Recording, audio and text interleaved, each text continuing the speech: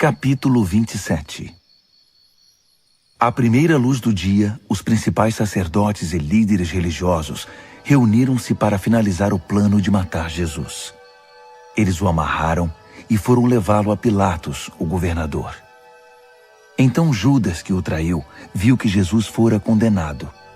Cheio de remorso, devolveu as 30 moedas de prata aos sacerdotes e declarou: Pequei. Traí um homem inocente. Eles disseram: E nós com isso? Problema seu. Judas jogou as moedas no templo e saiu. Pouco depois, enforcou-se. Os sacerdotes pegaram de volta as moedas, mas não sabiam o que fazer com elas. Não é certo dar o pagamento por um assassinato como oferta no templo, concluíram. O dinheiro então foi usado na compra do campo do oleiro, que seria usado como cemitério de indigentes.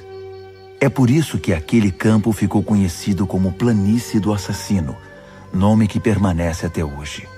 Cumpriram-se aqui as palavras de Jeremias. Eles tomaram 30 moedas de prata, o preço daquele que foi avaliado por alguns dos filhos de Israel, e adquiriram o campo do oleiro. Inconscientemente, eles seguiram as instruções divinas ao pé da letra. Jesus foi posto diante do governador, que perguntou: Você é o rei dos judeus? Jesus disse: Se você diz. Mas quando as acusações choveram da parte dos principais sacerdotes e líderes religiosos, ele não disse nada. Pilatos perguntou: Você não escuta a longa lista de acusações? Você não vai dizer nada? Jesus continuou em silêncio. Nenhuma palavra saiu de sua boca. O governador estava impressionado. Segundo um velho costume, durante a Páscoa, o governador libertava um único prisioneiro escolhido pelo povo. Na ocasião, o infame Barrabás estava na prisão. Dirigindo-se ao povo, Pilatos perguntou: Qual prisioneiro vocês querem que eu perdoe? Barrabás ou Jesus, chamado Cristo? Ele sabia que as acusações contra Jesus eram pura inveja. Enquanto o tribunal ainda estava em sessão, a esposa de Pilatos enviou-lhe uma mensagem: Não se envolva no julgamento desse nobre homem. Tive uma noite longa e difícil por causa de um sonho com ele. Enquanto isso, os sacerdotes e líderes religiosos tentavam convencer a multidão a pedir o perdão de Barrabás e a execução de Jesus. O governador perguntou: Qual dos dois vocês querem que eu liberte? Eles disseram: Barrabás! Barrabás!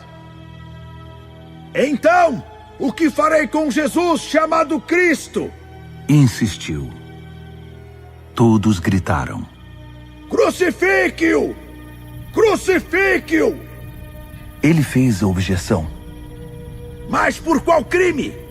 Mas eles gritaram ainda mais alto: Crucifique-o! Crucifique-o! Quando Pilatos viu que não estava indo a lugar algum e que o tumulto era iminente, pegou uma bacia com água e lavou as mãos perante a multidão, declarando: Lavo minhas mãos da responsabilidade pela morte desse homem. De agora em diante, a responsabilidade é de vocês. Vocês são o juiz e o júri. A multidão respondeu: Assumimos a responsabilidade, nós e nossos filhos. Então Pilatos libertou Barrabás e ordenou que Jesus fosse chicoteado. Depois o entregou para a crucificação. Os soldados designados pelo governador levaram Jesus ao pátio e reuniram toda a tropa para se divertirem à custa dele. Eles tiraram a roupa de Jesus e vestiram-no com um manto vermelho. Fizeram uma coroa de espinhos e a puseram na cabeça dele. Puseram-lhe um bastão na mão direita, como se fosse um cetro. Depois se ajoelharam diante dele com zombaria. Viva o rei dos judeus! Viva! Gritavam. Então cuspiam nele e batiam-lhe na cabeça com o bastão. Quando cansaram das chacotas, tiraram-lhe o manto e o vestiram de novo com suas roupas. Em seguida, levaram-no para crucificá-lo. No caminho vinha um homem de Cirene chamado Simão. Eles o obrigaram a carregar a cruz.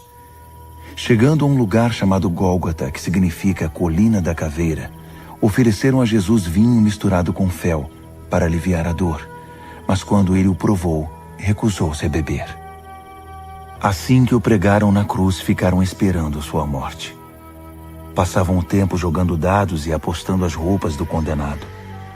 Acima da cabeça dele, escreveram os termos da acusação: Este é Jesus, o Rei dos Judeus.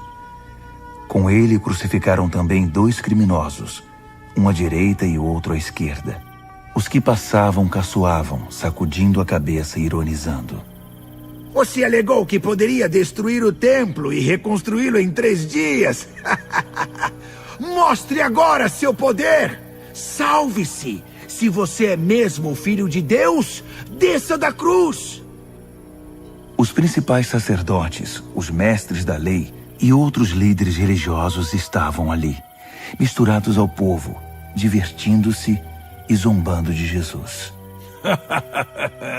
Ele salvou os outros, mas não pode se salvar. Você é o rei de Israel? Então desça da cruz e todos nós acreditaremos em você. Ele estava tão confiante em Deus. Bem, que Deus resgate seu filho agora. Ele não alegava ser filho de Deus? Até os 2 criminosos crucificados com ele participaram da zombaria.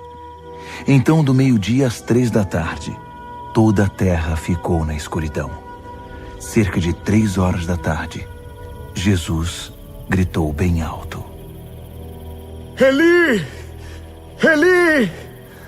Lama sabachthani! Que quer dizer: meu Deus, por que me abandonaste?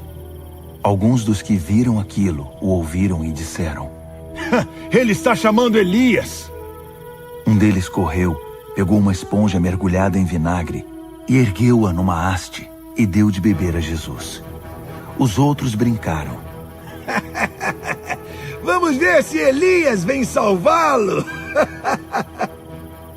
E depois de outro grito de dor, Jesus deu seu último suspiro. Naquele instante, a cortina do templo rasgou-se ao meio, de alto a baixo. Houve um terremoto e pedras se despedaçaram. Além disso, túmulos se abriram e muitos que haviam sido fiéis a Deus foram ressuscitados. Depois da ressurreição de Jesus, eles deixaram os túmulos, entraram na Cidade Santa e apareceram a muitos. Quando viram o terremoto e os outros fenômenos, o capitão da guarda e os que estavam com ele ficaram morrendo de medo. Eles disseram: É o Filho de Deus. Só pode ser. Havia ali também algumas mulheres que observavam a certa distância. Elas haviam seguido Jesus desde a Galiléia para servi-lo. Entre elas estavam Maria Madalena, Maria, mãe de Tiago e José, e a mãe dos irmãos Zebedeu. Mais tarde, chegou um homem rico de Arimateia, discípulo de Jesus. Seu nome era José. Ele pediu o corpo de Jesus a Pilatos e o governador atendeu ao seu pedido.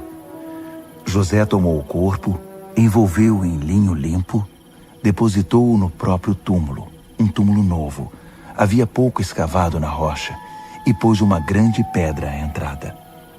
Então foi para casa. Maria Madalena e a outra Maria, porém, sentaram-se num lugar de onde podiam ver o túmulo.